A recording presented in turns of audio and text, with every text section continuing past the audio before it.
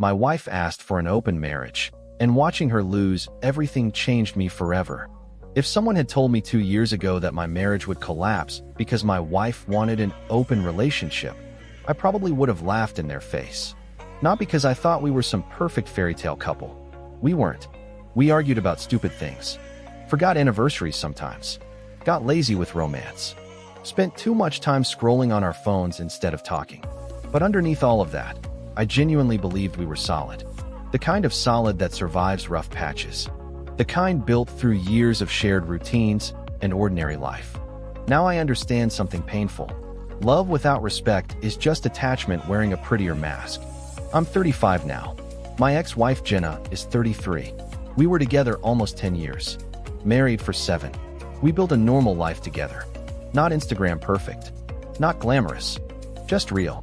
We owned a modest house in the suburbs with creaky wooden floors Jenna used to complain about every winter. We had 2 spoiled cats that basically ran the household. Sunday grocery trips. Shared streaming accounts. Shared friends. Shared debt. Shared exhaustion. 1,000 tiny little things that slowly become a marriage. And honestly, I loved every bit of it. Because I didn't come from peace. I grew up in a house where tension lived in the walls.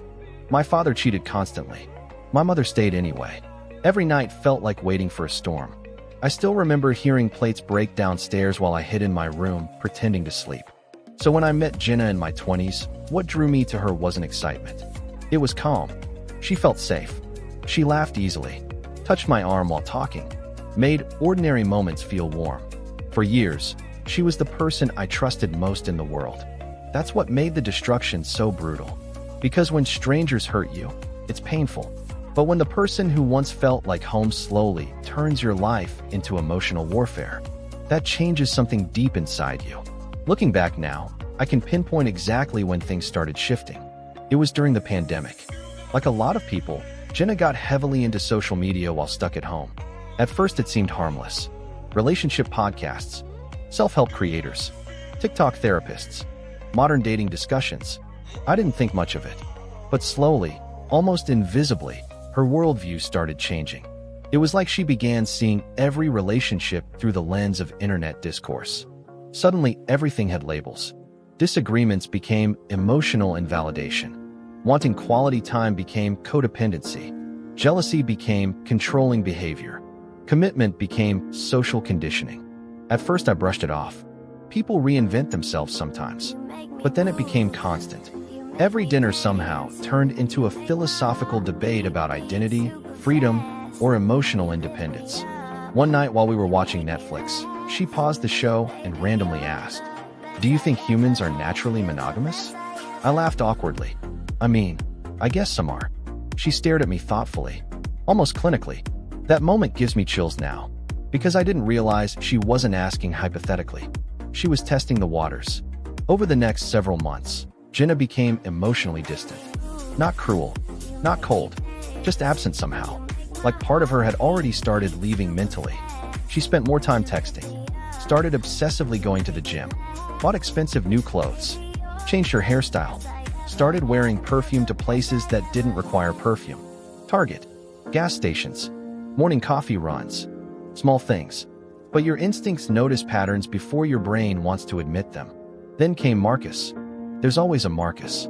According to Jenna, he was just someone from the gym. Then somehow his name started appearing constantly. Marcus says this protein brand is amazing. Marcus recommended this sushi place. Marcus thinks traditional marriage is outdated. Marcus traveled to Thailand alone for self-discovery. I swear, every man pushing open relationships somehow talks like a podcast episode. One night, I finally asked directly, "Are you attracted to him?" Jenna looked genuinely offended, like I'd insulted her. "You're being insecure." God, I hate that word now, because people weaponize it to silence intuition. A month later, she officially brought up opening the marriage. I thought she was joking. She wasn't smiling. I still remember the physical sensation in my chest when she said it. Like my body understood danger before my mind caught up. She calmly explained how monogamy felt emotionally limiting now. Like our marriage was suddenly some outdated belief system she'd evolved beyond. I asked the obvious question, "Is this about Marcus?" She sighed dramatically. This isn't about one person. It's about growth. Growth, freedom, expansion, authenticity. Amazing how many pretty words people use when they don't want to say, "I want someone else." I told her immediately I didn't want that kind of marriage. I explained calmly that I knew myself well enough to understand I couldn't emotionally survive watching my wife date other men. I told her I believed commitment meant something sacred, but she wouldn't let it go. For weeks she kept bringing it up. Articles, podcasts, videos. It felt less like a conversation and more like psychological conditioning. Every disagreement somehow became evidence that I was emotionally immature. You're too attached to traditional structures. You confuse love with ownership. You're afraid of emotional evolution. Meanwhile, all I wanted was loyalty. Not ownership, not control, just loyalty. Eventually, she admitted the truth. She had feelings for Marcus. Nothing physical had happened yet, at least according to her. But she wanted the freedom to explore the connection honestly. Honestly, the irony was unbelievable. I remember lying awake that night, staring at the ceiling while Jenna slept peacefully beside me. And deep down, I realized something terrifying. I was already losing her, no matter what I chose. If I said no, she'd resent me forever. If I said yes, it would destroy me slowly. That's not consent. That's emotional coercion wrapped in therapy language. But I loved her, and love makes people betray themselves hoping it will save someone else. So eventually, I agreed. Not because I wanted an open marriage, because I was terrified of being blamed for the end of ours. The second I agreed, Jenna transformed. Overnight, it was honestly disturbing to watch. She became happier immediately, more affectionate, more energized, more alive, like she'd been emotionally trapped for years, and someone finally unlocked the cage. And less than 2 weeks later, she slept with Marcus. 2 weeks. That alone told me everything. Nobody moves that fast unless the emotional affair already existed long before the conversation. Meanwhile, I was emotionally collapsing. Every time she left the house, anxiety flooded my chest. Every overnight stay felt like psychological torture. I'd sit alone imagining everything. Her laughing with him, touching him, comparing us. Sometimes she'd come home glowing while texting him beside me on the couch. And somehow I was expected to act evolved about it. I started obsessively comparing myself to Marcus. Was he taller? More attractive? More confident? Better in bed? More exciting? The humiliation was corrosive. And the worst part? Jenna genuinely seemed confused by my pain. At one point she actually said, "You don't seem happy for me." Happy for her. I remember staring at her wondering if she truly understood what she was asking. To emotionally celebrate my own replacement. Over time I started shutting down emotionally, just to survive. I became quieter, detached, exhausted. I stopped sleeping properly, stopped eating normally, lost weight without trying. Then Olivia entered my life. And no, she wasn't some fantasy woman who magically healed everything. That's not how real life works. She was just kind, normal, emotionally steady, which suddenly felt incredibly rare. Olivia started working at my office around 5 months into the open marriage disaster. At first we barely talked, but eventually we started eating lunch together occasionally. And something about her presence felt peaceful. No manipulation, no emotional power games, no constant philosophical lectures, just warmth. One afternoon she looked at me and quietly asked, "Are you okay?"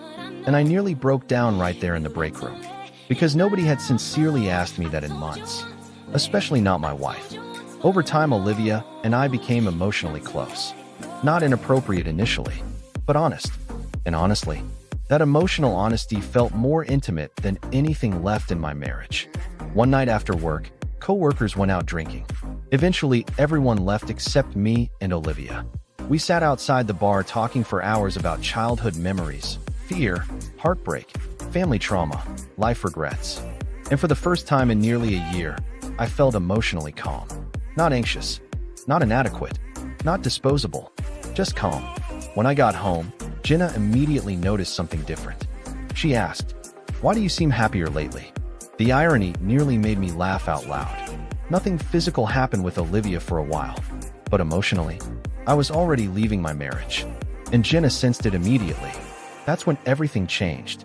Suddenly, the woman who preached freedom became deeply insecure. She started checking where I was, who I was texting, why I smiled at my phone sometimes. Then one night, she casually asked, "So, is there someone else?" I told the truth. There's someone I enjoy spending time with. I watched panic flood her face instantly. Not sadness, fear, real fear. Because suddenly she understood something she never truly considered. I could detach too. I could leave too. And she hated that reality. Suddenly she wanted boundaries, reassurance, rules. The exact thing she mocked me for wanting earlier. That's when the truth finally became crystal clear to me. Jenna never actually wanted an open marriage. She wanted asymmetric freedom.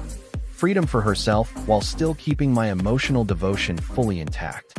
She wanted safety and excitement simultaneously. Novelty without consequences. Adventure without loss. A few weeks later, Olivia kissed me. And honestly, that moment changed something fundamental inside me. Not because it was passionate, because it felt sincere. For the first time in nearly a year, I felt desired instead of emotionally tolerated. When I told Jenna things had become physical, she completely unraveled.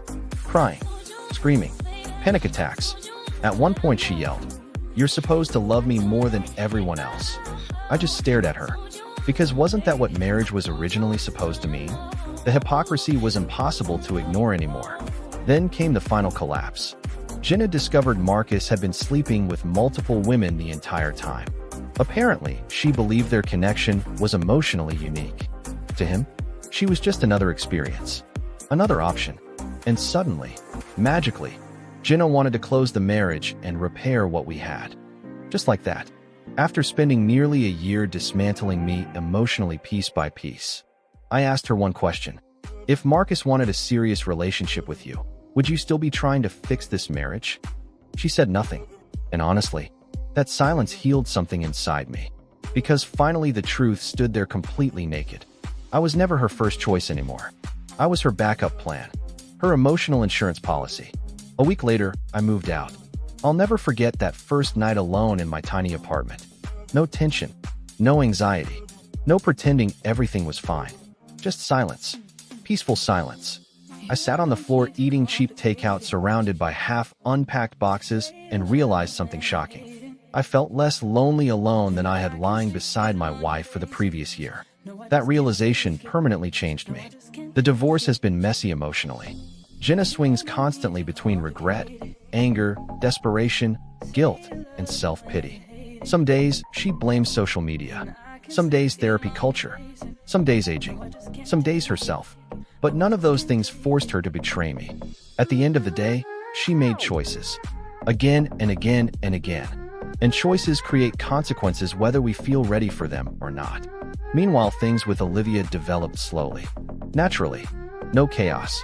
No manipulation. No emotional warfare. Just honesty. And after surviving emotional instability for so long, honesty feels sacred to me now. A few months ago, Jenna asked if I thought we could ever get back together someday. And for the first time, answering felt easy. No, not angrily, not bitterly, just truthfully. Because the reality is, I already grieved my marriage long before the divorce papers arrived. The woman I loved disappeared while we were still living in the same house. And maybe the hardest part of healing isn't losing someone. Maybe it's accepting that the version of them you miss only ever existed inside your hope.